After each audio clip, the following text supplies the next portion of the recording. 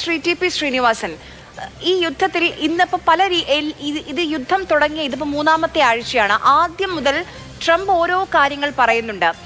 ഇറാനിലെ ഭരണമാറ്റം, ആ രീതിയിൽ ഇറാന്റെ പരമാധികാരത്തിലേക്ക് കടന്നുകയറ്റം, അങ്ങനെ ഓരോ ദിവസവും ട്രംപിന്റെ അമേരിക്കയുടെ ലക്ഷ്യങ്ങൾ മാറി മറയുന്നുണ്ട്. ഇപ്പോൾ ഏത് ഭരണകൂടത്തെ മാറ്റും എന്ന പ്രതിജ്ഞ എടുത്താണോ ഈ യുദ്ധം ചെയ്തത്? ഇന്ന് ട്രംപ് പറയുന്നു ആ ഭരണകൂടവുമായി നല്ല രീതിയിലുള്ള പോസിറ്റീവായുള്ള ടോക്സ് നടന്നുകൊണ്ടിരിക്കുകയാണെന്ന്. പക്ഷേ അല്പ നിമിഷങ്ങൾക്കുള്ളിൽ തന്നെ ഇറാന്റെ ഭാഗത്ത് നിന്ന് പ്രതികരണം വരികയാണ്. ഒരു തരത്തിലുള്ള ചർച്ചകളും നടക്കുന്നില്ല. അപ്പം ട്രംപിന്റെ മുന്നിൽ ട്രംപ് പ്രതീക്ഷിച്ച പോലെ ഈ യുദ്ധം മുന്നോട്ട് കൊണ്ടുപോയാൽ ഒരു മിലിറ്ററി വാറിൽ നിന്ന് ഇതൊരു എക്കണോമിക് വാറായി മാറി.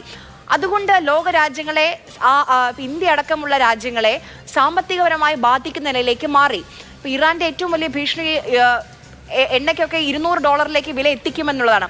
ആ ഭീഷണിക്ക് മുന്നിൽ കീഴടങ്ങുകയാണോ ഡൊണാൾഡ് ട്രംപ് എന്ന നേതാവ്?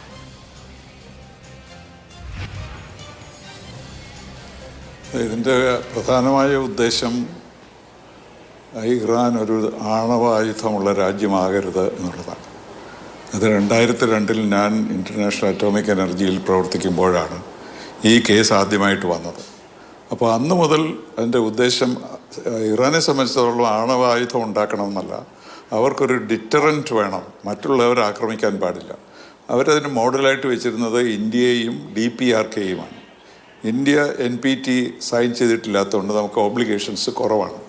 അതേസമയത്ത് DPRK സൈൻ ചെയ്തിട്ടുണ്ട്, എന്നിട്ടും അവർ ആയുധം ഉണ്ടാക്കുന്നു. അപ്പോൾ ഈ രണ്ട് മോഡൽ വെച്ചുകൊണ്ടാണ് അവർ പ്രവർത്തിച്ചത്. അവർക്കൊരു ഡിറ്ററൻ്റാണ് ആവശ്യം. അത് തീർച്ചയായിട്ടും അവർക്ക് നേടിയെടുക്കാൻ കഴിയുകയും ചെയ്യും. അപ്പോൾ ഇപ്പോഴത്തെ ബോംബിംഗ് എല്ലാം കഴിയുമ്പോൾ ആണവായുധത്തിൻ്റെ പ്രശ്നം അത്ര പ്രധാനമല്ല. പക്ഷേ യുദ്ധം തുടങ്ങിക്കഴിഞ്ഞപ്പോൾ എന്തൊക്കെയാണ് വരുന്നത് എന്ന് ഞാൻ കേട്ടത്, പ്രസിഡന്റ് ട്രംപിൻ്റെ വാചകത്തിൽ തന്നെ കേട്ടത്, I want to make a deal, Iran wants to make a deal എന്നാണ്. ഇത് ഇറാൻ കൺഫേം ചെയ്തിട്ടില്ല.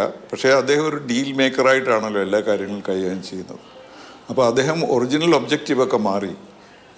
ഇത് റെഷീം ചേഞ്ചോ അല്ലെങ്കിൽ ആളുകൾ ഏറ്റെടുക്കുക, അതൊന്നുമില്ല.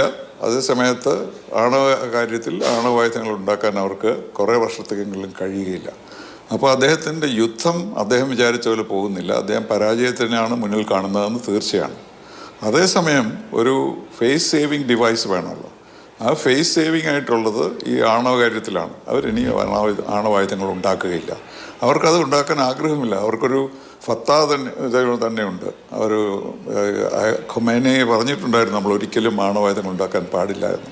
അതൊരു റിലീജിയസ് ഇൻസ്ട്രക്ഷനാണ്. അപ്പോൾ അത് മാറിപ്പോയി. അപ്പോൾ ഈ ഹോർമസിൻ്റെ കാര്യത്തിലാണിപ്പോൾ പ്രശ്നം വന്നിരിക്കുന്നത്. അതവർ പ്രതീക്ഷിച്ചില്ല, അത് പ്രതീക്ഷിക്കേണ്ടതായിരുന്നു. അപ്പോൾ അതുകൊണ്ട് അതാണിപ്പോൾ മാറ്റം സംഭവിച്ചിരിക്കുന്നത്. രണ്ടാമത്തേത്, ഈ ഇറാൻ GCC രാജ്യങ്ങളെ ആക്രമിച്ചത് അത് വളരെ അപ്രതീക്ഷിതമായിരുന്നു. ആരും പ്രതീക്ഷിച്ചിട്ടില്ല അവർ ഈ ഗൾഫ് രാജ്യങ്ങളെ നശിപ്പിക്കാൻ ശ്രമിക്കുമെന്നുള്ളത്.